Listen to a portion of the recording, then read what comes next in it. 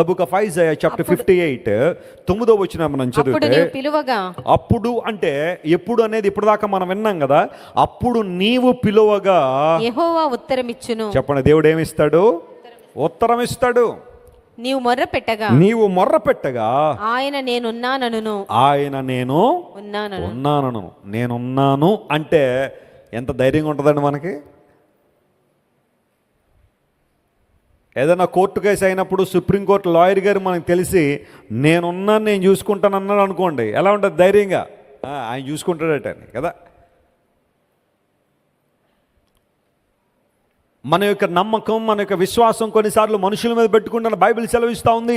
అప్పుడు నీవు ప్రార్థన చేసినప్పుడు, మొర్ర పెట్టినప్పుడు నేను నీ ప్రార్థన వింటాను. అంత మాత్రం కాకుండా నేనున్నాను అనే వాగ్దానం, అంతకన్నా గొప్ప వాగ్దానం ఇంకేం కావాలి మనకి?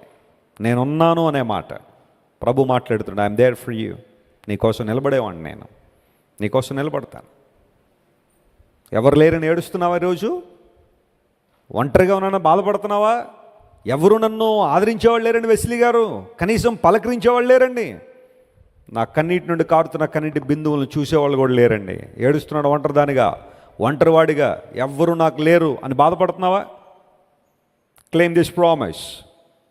నీవు పిలువగా దేవుడు నేనున్నాను అని వాగ్దానం చేసే దేవుడు ఆయన. ఎంతమందిని లేవనెత్తలేదు ఆయన. నువ్వు ఒంటరివాడివి కాదు, నువ్వు అనాథవు కాదు. దేవుని సన్నిధి నీతో ఉంది. ఆయన లేవనెత్తి బలపరిచేవాడు ఆయన. అనేక సందర్భాల్లో మార్టిన్ లూథర్ గారు ఒంటరితనంత ఫీల్ అయ్యేవాడట. ఒక్కడే నిలబడ్డాడు ప్రభు కోసం జర్మనీ దేశంలో. ఆనాటి మతాధికారులను, మఠాధికారులను, ముఠాధికారులను ఎదిరించి నిలబడ్డాడు. ఎవరు? మార్టిన్ లూథర్ గారు. 96 సిద్ధాంతాలు కలిగిన ఆ పేపర్లు తీసుకెళ్ళి చర్చి గోడల మీద తగిలించాడు. పాప పరిహార పత్రాలు కొనుక్కున్నంత మాత్రాన మనిషి పాపాలు పోవో. యేసుక్రీస్తు ప్రభుని విశ్వాసం ఉంచడం ద్వారా మాత్రమే మానవుడు రక్షణ పొందుతాడు. It's all about faith. It's all about trusting the finished work of Jesus on the cross of Calvary. It's not your work, it's not your deeds that will save you. It is the atonement that was done on the cross of Calvary. యేసు ప్రభు సిలువలో చేసిన ప్రాయశ్చిత్త బలి ద్వారా మాత్రమే ఒక మనిషికి రక్షణ, పరలోక రాజ్యం ఉందని ఎప్పుడైతే ఆయన ఎలుగుది చెప్పడం ప్రారంభించాడో, ఆయన ఎదుర్కొన్న కష్టాలు, ఇబ్బందులు 1-2 కాదు. అనేక సందర్భాల్లో మార్టిన్ లూథర్ గారిని తీసుకెళ్ళి చెరసాలలో పెట్టేశారు. చాలామంది చెరసాలకు వెళ్ళడానికి కారణాలు వేరే ఉండొచ్చేమో, కానీ మార్టిన్ లూథర్ గారు వెళ్ళిన కారణం మాత్రం దేవుని గురించి చెరసాల్లో పెట్టి ఆయన చెప్పేవారు, నువ్వు చెప్పిన మాటలని వెనక్కి తీసుకుంటే నిన్ను వదిలిపెట్టేస్తామని. ఆయన అన్నాడు, నేను చెప్పిన వాటిలో ఏది వాక్యానుసారం కాదని మీరు నిరూపణ చేస్తే నేను వాటిని వెనక్కి తీసుకుంటానని ఈయన పట్టుబట్టు కూర్చున్నాడు. చాలా ఇబ్బందులు పడ్డాడు, చాలా శ్రమలు పడ్డాడు. ప్రతి ఉదయం 7 గంటలకు ప్రారంభించేవాడట దేవుని సువార్త ప్రకటించడం. మార్టిన్ లూథర్ గారి భార్యను మెచ్చుకోవాలండి. అసలు అలాంటి గొప్ప మహిళ తన భర్తను దేవుని సేవలో ఎంతగా ప్రోత్సహించిందంటే, 7 గంటలకి సువార్త కార్యక్రమం మొదలుపెట్టేసాడంటే భార్య ఎంత తోడ్పాటు ఉండాలి. అసలు వారి పిల్లల్ని పోషించడంలో, భర్తకు కావలసిన వాటిని చూడడంలో ఆమె ఎంత ధైర్యాన్ని కలిగి ఉంటుంది, ఎంత ప్రోత్సాహం ఆమె ఇచ్చి ఉంటుంది. క్యాథరిన్ వాన్ బోరా నవీన యుగంలో, నవీన కాలంలో స్త్రీలందరికీ గొప్ప మాదిరి ఉన్నాడో దేవుని సేవకుడు. ఆమె ప్రార్థనా జీవితం కావచ్చు, సహనం కావచ్చు, తన భర్త దేవుని సేవలో సంపూర్ణంగా వాడబడుతున్నప్పుడు తన భర్తను అన్ని విషయాల్లో ప్రోత్సహించిన మహిళ Katherine von Bora. Martin Luther గారు బాగా ఇష్టం ఆమె. వారిద్దరూ కలిసి దేవుని సన్నిధిలో ప్రార్థన చేసి అనేక సందర్భాల్లో కృంగిపోతున్న భర్తను లేవనెత్తి, ఏమండి దయచేసి మీరు బాధపడద్దండి, నిరుత్సాహపడద్దండి, మీరు ఒంటరివారుగా దేవుడు మీతో ఉన్నాడు. ఏ లక్ష్యంతో అయితే మీరు దేవుని సేవ చేస్తారు ముందుకెళ్ళండి. నేను పిల్లలు మీకోసం ప్రార్థన చేస్తున్నాం, మా సహకారం మీకు అందిస్తామని ప్రతిసారి భర్తను ముందుకే నడిపించింది, కానీ ఎప్పుడు వెనకకు లాగలేదు. చాలామంది దేవుని సేవకుల గృహాల్లో సేవ కుంటుపడిపోవడానికి లేదా వెనకబడిపోవడానికి కారణం కుటుంబాల్లో సరైన సహకారం లేనందువల్లనే.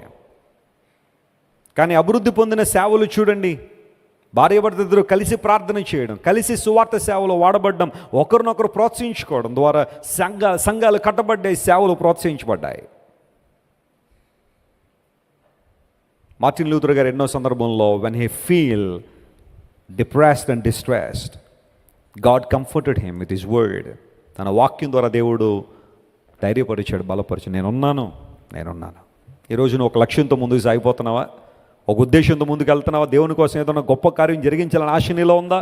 బహుశా నేను వెనకకు లాగేవారు 10,000 మంది ఉండొచ్చేమో, కానీ నువ్వు నీ దర్శనాన్ని మర్చిపోవద్దు, నీ విజన్ని మర్చిపోవద్దు, నీ ఉద్దేశాలు మర్చిపోవద్దు, నీ గమ్యాన్ని మర్చిపోవద్దు.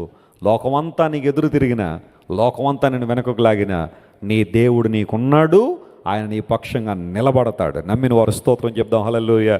God can stand by you and he is with you all the time. నేను నమ్మగలను ప్రియుల, దేవుని సేవలో బహుశా నన్ను వెనకకు లాగాలని చాలామంది ప్రయత్నాలు చేసి ఉండొచ్చు. ఒకవేళ దేవుని సేవలో నేను బలంగా వాడబడకూడదని చాలామంది ఆశించి కూడా ఉండుండొచ్చు.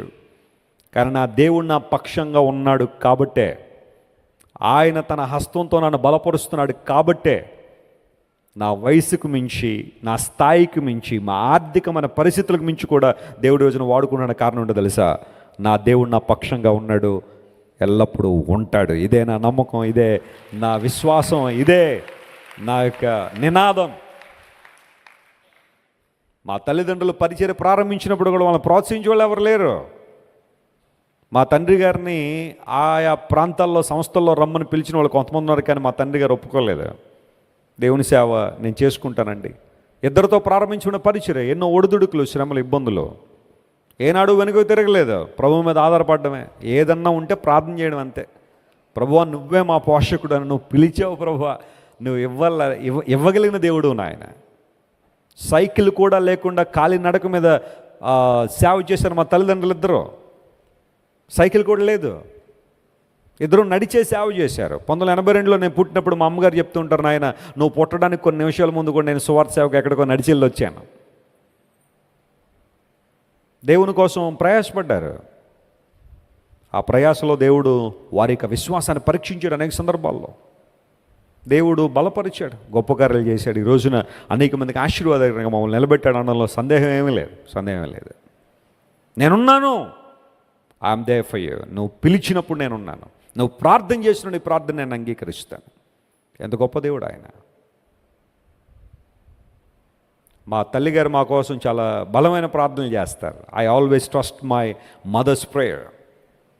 ఒక తల్లి ప్రార్థన కుటుంబానికి ఎప్పుడు చాలా ప్రాముఖ్యమే. మొన్న పుట్టినరోజు వచ్చినప్పుడు అడిగాను, మమ్మీ నీకేం కావాలని. ఒక కొడుగ్గా, పెద్ద కుమారుడిగా మా తల్లిగారు ఏమన్నా కోరుకుంటారేమో, ఏమన్నా ఇద్దామని. ఆమె ఏమన్నా తెలుసా, నాయన ఏం కావాలని నాకు ఏం లోడ్ చేశాడు దేవుడు, అన్నీ ఇచ్చాడు. నేను కోరుకునేది ఒక్కటే, మీరు ఎక్కడున్నా దేవుని మహిమార్థంగా ఉండాలా, దేవుని సేవ బలంగా చేయండి, ప్రభు కార్యాల కోసం ముందుకు సాగిపోండి. అదే నా కోరిక, అంతకుమించి ఇంకేమీ లేదు. దేవుని స్తుతిస్తాను ప్రియులారా. ఎందుకు ఈ మాట చెబుతున్నాను తెలుసా? నేనున్నాను. God is on your side. ఒకరోజు ఇక్కడికి వచ్చేటప్పుడు కూడా బహుశా ఎవరు నేను సవాల్ చేశారా, నీ పక్షాన ఎవరుంటారో చూస్తామని సవాల్ చేసిన వాళ్ళు ఎవరైనా ఉన్నారా? ఈ మీటింగ్కి వచ్చేటప్పుడు కూడా ఏదో ఫోన్ కాల్ మాట్లాడి ఇక్కడికి వచ్చావేమో, ఒక ఆర్గ్యుమెంట్ జరిగిందేమో, నీ పక్షంగా ఎవరు నిలబడతారో చూస్తానని అటువైపు నుండి స్వరం విన్నావేమో. ఇటువైపు నుండి విన్న స్వరం, నీ దేవుడు నీ పక్షంగా ఉండబోతున్నాడు. ఆయన నేనున్నానని వాగ్దానం చేసిన దేవుడు నీ కోసం నిలబడతాడు. ఆయన సమయం వచ్చినప్పుడు, కష్టం వచ్చినప్పుడు దాటి వెళ్ళిపోవడానికి నా దేవుడు నరమాత్రుడు కాదు. హల్లెలూయా.